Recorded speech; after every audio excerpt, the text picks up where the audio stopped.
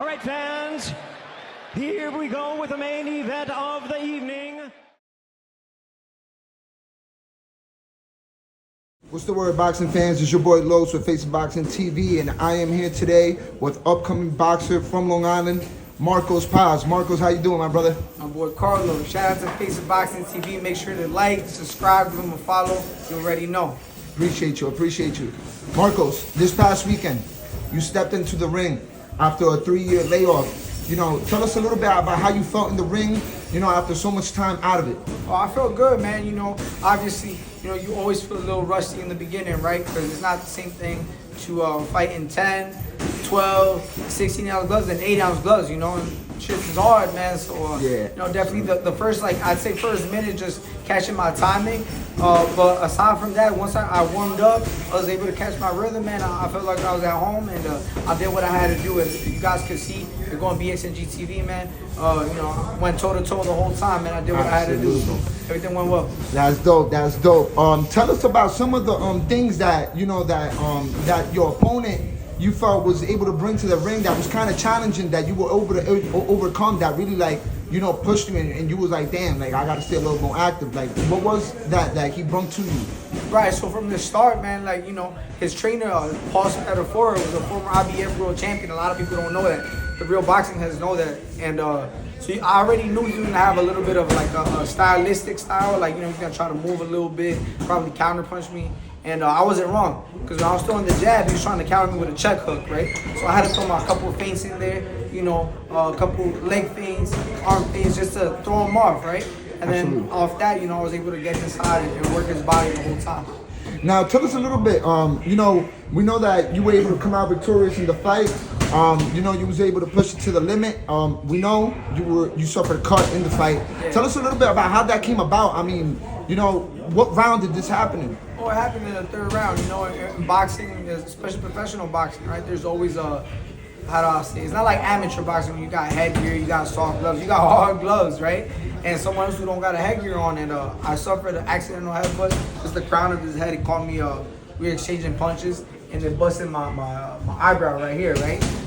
You know, it's part of boxing. I already knew I was bleeding, but you know, I don't freak out with blood. I've been boxing my whole life. Absolutely. So it's just it was a matter of staying poised, and I had a great cut, man. Joe Chiambo, shout out to my big bro, and you know, he was able to cut stop the cut like that.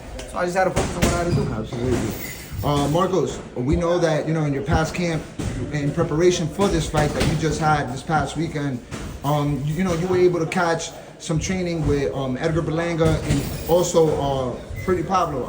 Pretty Boy Pablo. Tell us a little bit about that. Oh, yeah. You know, how that friendship came about, and, you know, what have you been able to learn from them, if anything? Yeah, no, I grew up with Edgar in the amateurs. He's one of my closest friends. You know, great person, great fighter. And with Pablo, I met him a little bit later on, right, as I got older.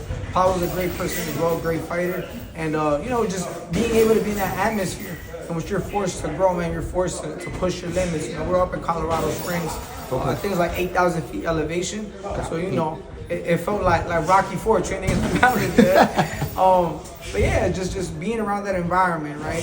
As they say, iron sharpens iron. Being around Richard Comey, former IBF world champion. Absolutely. It just forces you to work that much more to reach that same level, right? You wanna be up there. They're mentors of sorts. So I felt great, man. I felt great, and I'm looking forward to doing it again. 2025 is coming up, Marcos. What are your future plans for 2025? How many times would you want to get into the ring in 2025? 2025, just staying active, man. Activities, everything in boxing. Funny that you mentioned that, because literally it wasn't even 3 hours after the fight ended, I already got like 5 phone calls, and I got offered fights for 2025. So there's a potential early 2025, maybe in New Jersey, Connecticut, maybe at the Garden. Awesome. So you know, it's just a matter of sitting down at the table, discussing what's the best decision, and just training hard, man. Training hard and staying sharp, and ready for when the opportunity comes. That's awesome, Marcos. You know, tell the platform, tell the people, tell the fans, boxing fans, where can they find you on your social medias? Oh yeah, so social media, I only use Instagram and Twitter. Twitter not so much. Twitter is Marcos Paz 516. That's MARCOS PAZ 516. And Instagram, y'all know I'm there all the time. So that's MARCOS PAZ 1. Awesome. Marcos, I have 3 questions for you. Okay. All right. Tank Davis, Lamont Roach, March 1st, Barclays Center. How do you see that going down, my boy? You know, everybody's got a chance, right? But I think if I had to pick, I pick Tank Davis, late round stoppage. 8th round stoppage. No, late round. Late round stoppage. It's crazy because Tank actually had told Lamont that, you know, the 9th round would be the round. So it's pretty awesome that, you know, as it's like boxers, professional boxers, they know, man. Another one. They're talking they're talking about a potential Caleb Plant versus Edgar Berlanga. What do you think about a fight like that? I think it's a great fight, man. Both of them are great fighters. Obviously, Edgar's a close friend of mine. I'm always going to root for my friend. Yeah. You know, there's no doubt about that. But I think it's a great fight, man. It's a boxer versus a puncher. Edgar's got skills as well. But it's more of a, like I said, boxer versus a puncher. So I think the turnout of it is if Edgar's able to catch him and catch him clean, I think it would be a short night for Caleb. But Caleb also has great boxing ability. So, you know, Edgar definitely has to, you know, just be on top of things. But Edgar's a good fighter, man. So I'm rooting for Edgar. Dope. Last one, Marcos, before we let you go.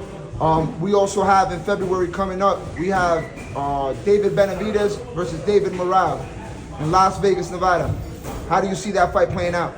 Good fight, competitive fight. You know, David Morrell's a big dude, can box, he can move, but he could also punch. But as you know, David Benavidez, he's not the Mexican monster for no reason, right? Yeah. And he's giving everybody these 4 problems. If I had to pick, that's a tough one. I'm going to go with the 50-50 answer with that one. Got you. Right? The best man wins. 50-50 fight. There we go. 50-50 fight. And man, can you give us a sneak peek? When can we see you again in the ring? Oh yeah, classified, Area 51. Yeah, because there's a lot of news popping up, but classified. Man. So it's nice and sealed, and you know, I'll let you guys know. But in the meanwhile, keep following my journey, man. Work hard. Absolutely. Do my best to try to, you know, not let anybody down and improve all the people that supported me, right? And make sure to follow Face of Boxing TV, my boy Carlo, up and coming in the game, doing his thing. Make sure to like, subscribe, and follow. Appreciate you, Marcos Paz. Let's go, baby.